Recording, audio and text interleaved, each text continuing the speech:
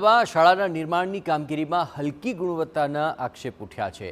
પાદરા તાલુકાના ટીમ્બાપુરાની પ્રાથમિક શાળાની આ ઘટના કે જ્યાં વડુ જિલ્લા પંચાયતના સભ્યના તંત્ર પર ભ્રષ્ટાચારના આક્ષેપ લાગ્યા છે। રેતી કપચી સહિતના સામાનની અંદર ગુણવત્તા ન જાળવવાનો આરોપ લાગ્યો।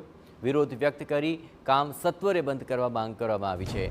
અગાઉ ગામના અગ્રણીઓએ પણ આ સમગ્ર મામલે વધુ વિગતે ગુણવત્તાની વાત કરી હતી, ત્યારે બિલ્ડિંગ કેટલું ટકશે તેને લઈને હવે સવાલો ઉઠી રહ્યા છે। સામાન્ય ગુણવત્તાની તપાસ હાથ ધરવામાં આવે તેવી ગ્રામજનો અને સ્થાનિક અગ્રણીઓએ માંગ કરી છે। ત્યાં શાળાના કામની અંદર આવી આ દળ માટી જેવી આ રેતી દેખાઈ રહી છે અને આવી રેતીથી કામ ચાલી રહ્યું છે, તો આ રેતીથી બિલ્ડિંગો કેટલી મજબૂત બનશે। એટલે અમે આનો સખત વિરોધ કર્યો છે। આવી રેતીથી ક્યારેય કામ ના ચાલવી લેવાય અને આ રેતીના નમૂનાનું એનો ટેસ્ટ લેવાશે, એનો સેમ્પલ લેવાશે અને આગળની કાર્યવાહી લાગતા અધિકારીને કરવામાં આવશે।